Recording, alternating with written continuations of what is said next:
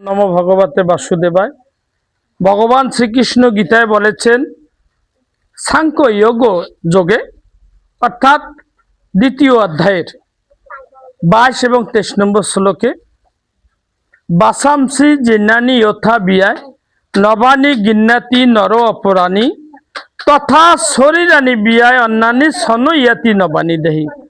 অর্থাৎ মানুষ যেমন পুরাতন বস্ত্র পরিত্যাগ করে নতুন বস্ত্র গ্রহণ করে, তেমনি এই মানুষের শরীরটা পুরাতন হয়ে গেলে আত্মা এই দেহ ত্যাগ করে আর একটা নতুন দেহ ধারণ করে। তাইলে তোমরা বলো তো, আমাদের এই দেহটার পরিবর্তন, আত্মার কি পরিবর্তন আছে? আত্মার কোনো পরিবর্তন নেই। তাইলে আমরা মানুষ না আত্মা? আমরা হচ্ছে আত্মা।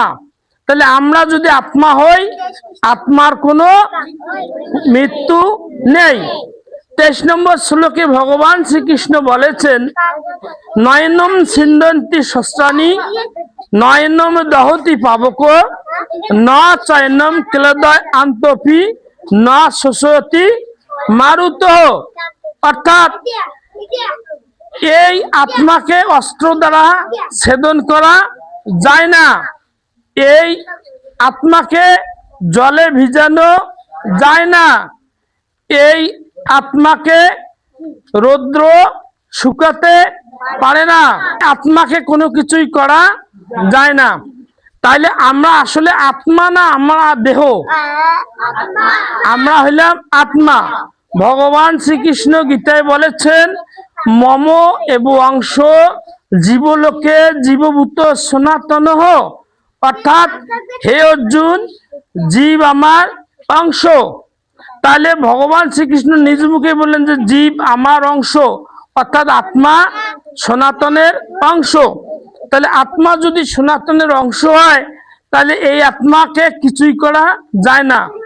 অছেদ্য অয়ম অদার্য অয়ম অক্লেদ্য অশ্বসা নিত্য সর্বগত স্থানুর অচলয়ম সনাতন হ। অর্থাৎ এই আত্মা অছেদ্য, এই আত্মা অদার্য, এই আত্মা অক্লেদ্য, এই আত্মাকে কোনো কিছুই করা সম্ভব নয়। তাহলে যে আত্মাকে কাটা যায় না, শুকা যায় না, ইত্যাদি ইত্যাদি কোনো কিছুই করা যায় না, তাহলে আমাদের কি মৃত্যু ভয় আছে? নাই, আমাদের মৃত্যু ভয় নাই। আমরা পরমাত্মার অংশ।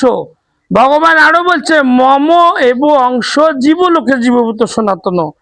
তারপরেও বলছেন তিনি যে অহমাত্মা গুরাকেশ সর্বভূতা স্বয়স্থিত।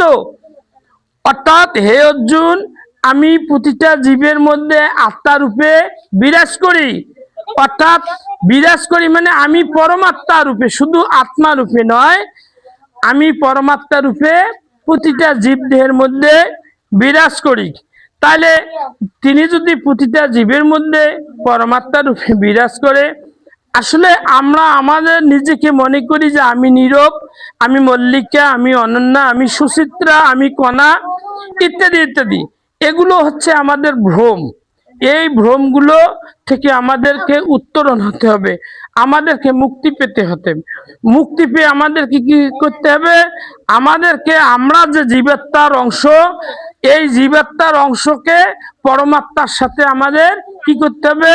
মিলিত হওয়ার জন্য আমাদেরকে জপ, তপস্যা, ধ্যান, শ্রদ্ধায় সাধনা এইগুলো আমাদেরকে করতে হবে। অর্থাৎ পরমাত্মার উপাসনা আমাদেরকে করতে হবে। আমরা যদি পরমাত্মার উপাসনা করতে যাই, তাহলে আমাদের কি কি কাজ? প্রথমত আমাদেরকে শ্রদ্ধায় করতে হবে। শ্রদ্ধায় শব্দের অর্থ হলো আমাদের ধর্মীয় গ্রন্থগুলো আমাদেরকে গুরুর নিকট বসে বসে, অর্থাৎ গীতায় ভগবান বলছে তদ্বিদ্যি পুনিপাতেন পরিপ্রশ্নেন সেবয়া উপদেশন্তিতে জানঞ্জনীন তত্ত্বদর্শিন। অর্থাৎ হে অর্জুন, তুমি তত্ত্বদর্শী গুরুর কাছে প্রণিপাত করে, তাকে সেবা করে, তাকে ভক্তি করে, তার কাছ থেকে তুমি এই তথ্য কথাগুলো শ্রবণ কীর্তন করো। তাইলে অবশ্যই তোমরা জ্ঞানী গুরুর কাছে এই শ্রবণ কীর্তনগুলো করবে, তাহলে তোমরা পরম তত্ত্ব বুঝবে। এখন তোমরা আর একটা প্রশ্নের উত্তর আমাকে দাও, তোমরা আসলে কি দেহ না আত্মা? তাহলে তোমরা যদি আত্মা হয়ে থাকো, তাহলে আত্মার কাজ কি? আত্মার কাজ কি? আত্মার কাজ হচ্ছে পরমাত্মার ধ্যান করা। আত্মার কাজ পরমাত্মার ধ্যান করা। আমরা যেমন গীতা পূজার শ্লোকে আমরা বলি শ্রীকৃষ্ণ পরমাত্মা দেবতা, অর্থাৎ কৃষ্ণই হচ্ছে পরমাত্মা দেবতা। তা আমরা জানি যে শ্রীকৃষ্ণ যদি পরমাত্মা দেবতা হয়, তাহলে আমরা কার উপাসনা করব? আমরা শ্রীকৃষ্ণের উপাসনা করব। আমরা যদি শ্রীকৃষ্ণের উপাসনা করি, শ্রীকৃষ্ণ যেহেতু ভগবান, সেহেতু আমরা আমাদের এই দেহ ত্যাগ করার পর আমাদের এই আত্মাটা পরমাত্মার সাথে মিলে যাবে। কারণ শ্রীকৃষ্ণ পরমাত্মা আর আমরা হইলাম জীবাত্মা। এই জীবাত্মা এই দেহ পরিত্যাগ করার পর পরমাত্মার সাথে মিশে যাবে।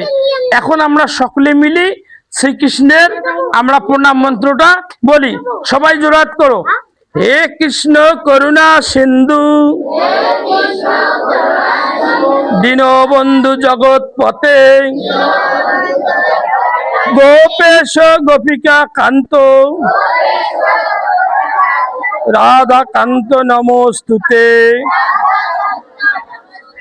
ওম শান্তি, ওম শান্তি, ওম শান্তি।